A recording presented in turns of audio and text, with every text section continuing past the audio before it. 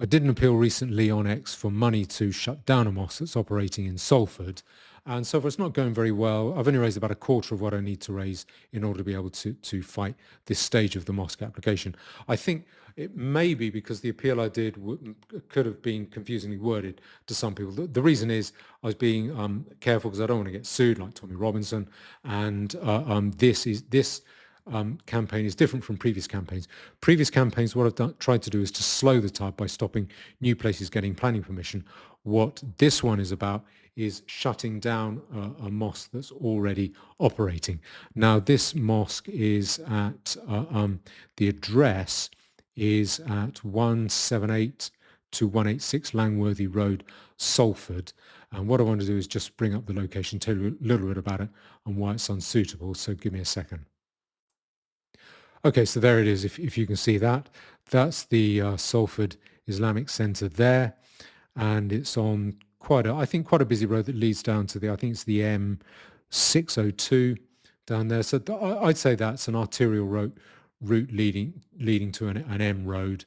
And if I zoom in, you see it says there Salford Islamic Community Centre. It's always a community centre, never a mosque. Now, if I zoom in, what they've got, it's just above that place called Wing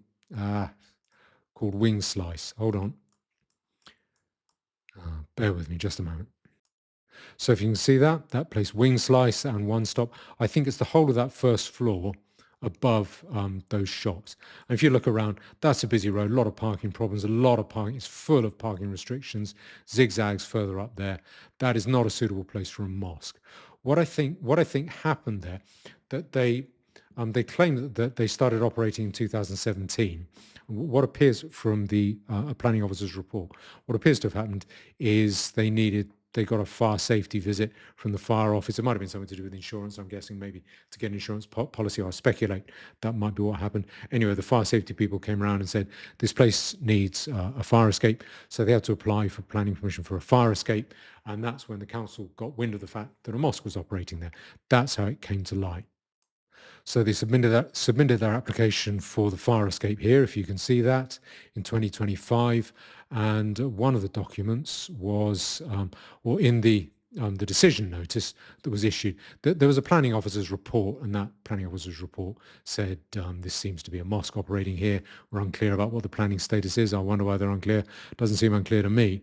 And what they did, I don't think they should have granted planning permission for that fire escape, because that's a fire escape to serve a use that they don't have planning permission for. That's an unlawful use. That's a planning breach. I don't think they have power to grant planning permission for something that serves supports an unlawful use. I don't think, but they got around it by saying, well, it's purely a fire escape. That's nothing to do with the main use it serves. And what we'll do is try and cover ourselves with, quote, an informative at the end of the planning permission, which said, I don't know if you can read that, but it says, it is unclear whether the existing use of the first floor as a mosque/community centre is a lawful use in planning terms. The grant of planning permission for the fire escape does not in any way confirm the acceptability of the existing use in planning terms. Well, this applicant is advised to regularise the existing use of the first floor through the submission of a planning application. So they're saying, come on, straighten up and fly right and apply for planning permission for this mosque. And there's also what the mosques say about themselves. That's the Salford Islamic Community Centre, based at this address. And they said, and this is pure council ease. This is verbiage. Listen to this. In the heart of Salford, Manchester, nestled, I don't know who wrote this, nestled among the bustling streets and vibrant communities, plural, stands the Salford Islamic Community Centre, founded in 2017. Isn't that nice? All part of life's rich patchwork. Eh? This mosque, so they're saying it's a mosque, has quickly become a cornerstone of faith, education and unity for the local Muslim population and a symbol of interfaith harmony within the broader community. Well, we'll see about that, fellas. Okay, so I think we can conclude that that is a mosque operating there. They're saying that it's operated since 2017. I'll get to that in a minute. If you have a use that is unlawful, a use that the that there isn't planning permission for. That's a planning breach that the council can enforce against. And the normal way, the technical way they do it is to issue an enforcement notice saying, you're doing this, stop it by this date. If you don't, that's a criminal offence. The way they normally handle it is to say, okay, we think you're doing this, apply for planning permission for it, and then we'll see if we about issuing an enforcement notice. So you then have to get that application refused and then get the council to issue an enforcement notice.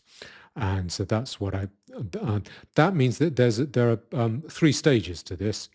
And that is the first stage is to force the council to investigate, to force the council to pick up the phone, then to visit them and to say, if you don't submit a planning application, we will issue an enforcement notice.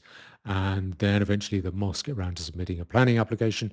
And stage 2 is to get that planning application refused. And then stage 3, if we can get that planning application refused, stage 3 is to force the council to enforce against the mosque, to shut it down. So those are the 3 stages. Now, this all matters. We've got to get our skates on here because the mosques say, if you remember on their website, they say that, so if I show you this again, hold on, they say that founded in 2017. Now, there is what's called the 10-year rule, which means if you do something without planning permission, you keep it up for 10 years and the council don't issue an enforcement notice, you can say to the council, it's too late for you to enforce. And now that it's too late for you to enforce, we've got it permanently and we want you to give us a certificate which is as good as a planning permission saying that we can do this forever. Effectively, it's lawful. It's got planning. And so if we don't go after them in 2026, then I think it will become permanent. So we'll lose our chance to close this place down.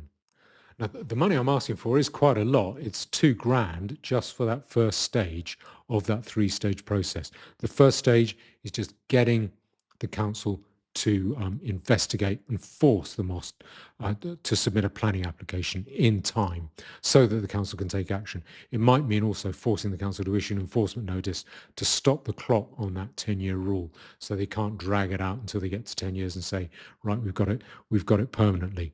If I don't get the money, if I can understand people might say, no, this is a drag, it's going to cost too much, it might go wrong at any one of those stages, I don't want to fund that. That's fine. It just means one less job for me. But I think it would be a shame to lose the opportunity to go on the front foot and start to do something to turn the tide, not just resisting the tide.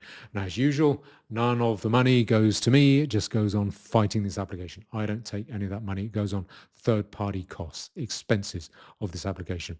And they are significant because you have to get local people within the borough. You can't just put up a website saying anyone from around the planet to object. If you do that, that guarantees that they will get planning permission for it. You have to get local people, local voters to object. And that's not as easy as you might think. So here's the appeal I made for money on Give, Send, Go. And I'll pin a link to it under this video. And I'll also quote the post where I was appealing for funding for this. It'd be nice to go after it. But if people don't want to at this stage, I'll understand. Okay, thanks very much.